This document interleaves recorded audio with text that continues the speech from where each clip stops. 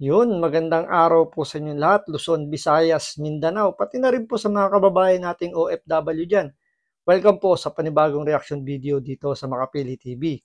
Ngayon, kung sa Kongreso po, hindi po pinapayagan o hindi nila hinahayaan may magtanong pagdating po sa national budget, walang nakakapagtanong pagdating po sa budget ng House of Representatives, wala rin po nagtatanong pagdating po sa budget ng Senado.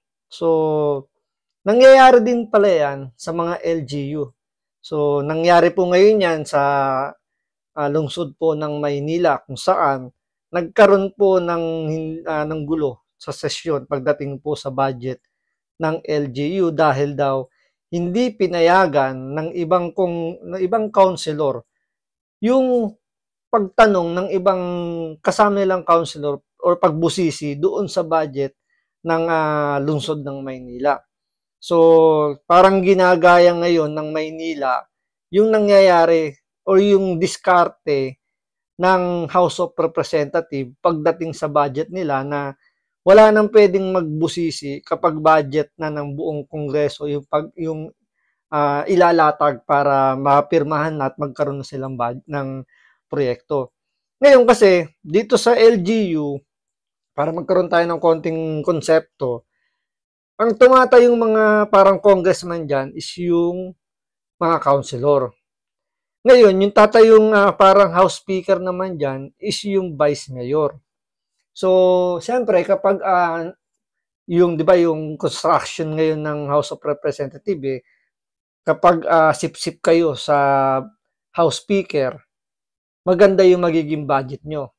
So, kapag hindi ka naman dumikit dun sa house speaker, pwede ka matanggalan ng komite tulad nung ginawa kay Congressman Marcoleta. So, dahil si Marcoleta lang yung very vocal pagdating dun sa pagtatanong sa budget ng House of Representatives, isipin nyo si Marcoleta lang yung talagang gustong magkaroon ng boses or gusto niya maitanong pagdating po sa budget ng kanilang House of Representatives, yung inaasahan niya na yung Makabayan Bloc, yung mga party list na supposedly sila yung, kumbaga, doon siya sasandal para magkaroon siya ng katulong sa pagbusisi ng budget ng House of Representatives, parang tinalikuran siya.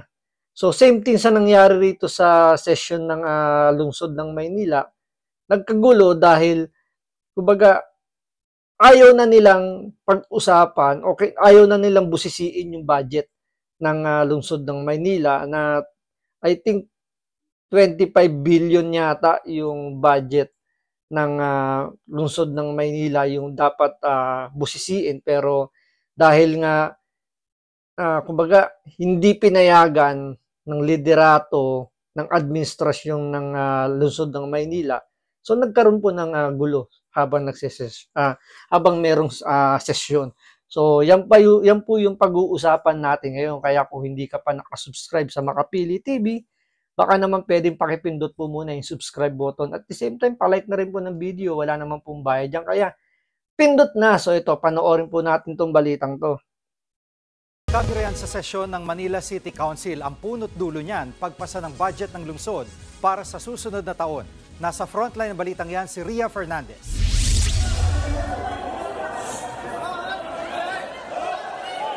Sa taasan ng boses at 'di ba, kadalasan nangyayari 'yan sa ibang bansa, 'di ba, na talagang pagdating sa deliberation ng kanilang budget, halos nagkakasuntukan, nagkakabatuhan ng kung ano-ano, nagkakaroon ng pisikalang gulo. Pero ngayon ito nangyayari na rin ngayon to sa lungsod ng Maynila. So, kung iisipin nyo, nung panahon ni Yorme, ni Isko Moreno, parang never yata nangyari yung nagkaroon ng ganyang gulo. Dahil si Isko noong time na yon, transparent siya.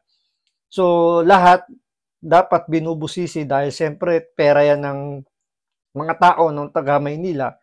So every district, every councilor deserve malaman kung saan mapupunta yung mga perang nire-request nila para sa budget nila. So dito kasi ang nangyayari, parang sinertified as urgent ng mayor ng Maynila yung kanilang budget. So, hindi na, kumbaga, parang ang kini-question nila rito, bakit kailangang is-certified as urgent yung budget, hindi pa naman kailangan pag-usapan yan kasi pwede naman yan hanggang end of October. So, doon nagkaroon ng problema kaya nagkaroon dito ng tensyon. Tulakan, nauwi ang komprontasyon ng mga konsehal ng Manila City Council kahapon. Ang nagkakaalitan, sina Councilor Joel Villanueva at Councilor Philip Lacuna. Ilang minuto pang tumagal ang tensyon bago sila. So, si Joel Villanueva daw po, yung isang councilor, yung isa naman po, si Councilor Lacuna. So, yung Councilor Lacuna, kapatid po ni Mayora Lacuna. So, siguro, kaya niya hindi, kumbaga, pinagtanggol ni Lacuna yung budget kasi nga, yun yung sabi nung ate niya.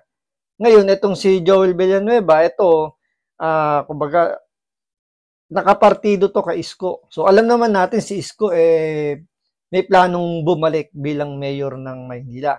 So, siguro dahil sa minabadali ni Hani Lacuna yung budget at tinutulungan siya ng kapatid niya, so nagkaroon ng iringan yung dalawa dahil nga ayaw ng pabusisi ng ibang konselor na nakapanig kay Hani Lacuna yung budget ng Maynila. So, kung titingnan nyo, nag-iisa lang dito si Joel Villanueva. Siya yung gustong busisiin yung budget. At tinatanong niya, kumbaga parang tinatanong niya rito, bakit kailangan is-certified as urgent yung kanilang budget? Pwede pa naman yan hanggang end of October. At gagamitin naman yung budget nila by next year pa, January. So, ano yung rason bakit kailangan is-certified as urgent yung budget nila?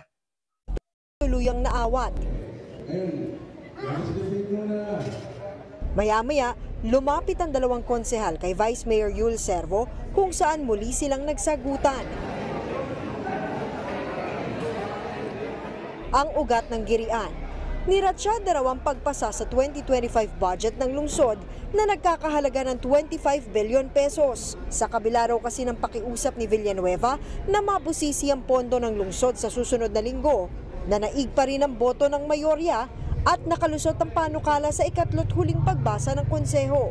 Nag-issue raw ang aming mayora, Hani Lacuna, ng Certificate of Urgency na dapat maipasa na. Nagtataka naman kami, bakit kailangan maipasa na considering na hindi pa pumapatong yung buwan ng Oktubre. Na supposed to be, dapat dito nagkakaroon ng public hearing at tumaharap yung mga department heads sa mga konsihal para matanong sila. So, ibig sabihin, binabali na yung tradisyon na naman. So, babalik tayo sa tradisyon na parang kinokopya yata nitong LGU ng Maynila. Kasi 'di ba sa House of Representatives, meron silang tradisyon doon na pagdating sa budget, especially sa budget nila, hindi na kailangan patagalin pa o kailangan kagad i-certified as urgent. Kaya nga si Marcoleta hindi na pinayagang magsalita or magtanong pagdating sa budget ng House of Representatives. So, kinokopya na rin ngayon dito ng LGU ng Maynila. So, sinertified as urgent din yung budget ng Maynila. So, supposedly, sabi nga ni Councilor Joel Villanueva, Oktubre pa dapat yung pag-uusapan para sa public hearing. So, kaya nagugulat siya. September pa lang ngayon, hindi pa tapos ang September. Pero bakit kagad dating kailangan pag-usapan yung budget ng Maynila? So, may something kung bakit minamadali pa to. 'Di ba? At the same time, ang head ng ng procurement yata nila rito is yung kapatid ni Mayor Lacuna, si Councilor Lacuna. So parang naiisip siguro dito ni Councilor Villanueva na mayroong conflict of interest. Kasi bakit mo mamadaliin yung budget tapos ang mahawak ng procurement natin is yung kapatid mo. Tapos ang nag-raise pa yung parang nag-sponsor pa para maging urgent yung bill o yung batas nila para mapabilis yung pagpasa ng budget, yung kapatid. So, ibig sabihin talagang nagkakaroon ng conflict of interest. Dapat dyan kasi, hindi nila pinayagan na yung kapatid, yung magiging head. Dapat, hanggat maaari nga, dapat opposition para magkakaroon ng check and balance. Kasi syempre, kung ang ilalagay mo dyan is kapartido mo, especially ganyan, kapatid mo, hindi may iwasan na isipin talaga na nagkakaroon ng conflict of interest dahil nga, syempre, bibigyan mo ng pabor dahil ka mag-anak mo. So, siguro yun yung isa sa mga naiisip nito ni Councilor Joel Villanueva. At malaman at i-justify nila yung hinihingi nilang pondo. Para kay Manila Councilor Joel Villanueva, malinaw na politika ang dahilan sa mga nangyayari sa kanilang konseho, lalo't hayag na. So yung politika hindi naman nawawala na yan. Siyempre pag ikaw politiko ka at nasa gobyerno ka, normal na yung politika. Sa panahon natin ngayon, hindi na uso yung hindi ka gagamit ng politika. So siyempre lahat naman yan may ambisyon.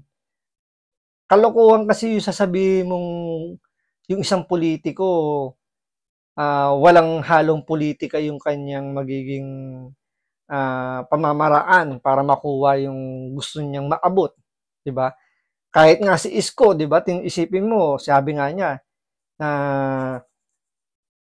si Isko ba 'yon? Hindi ko sure, pero may nagsabi kasi na ultimong barangay captain namumulitik Siyempre, kahit barangay captain yan, may pangarap din niya maging presidente.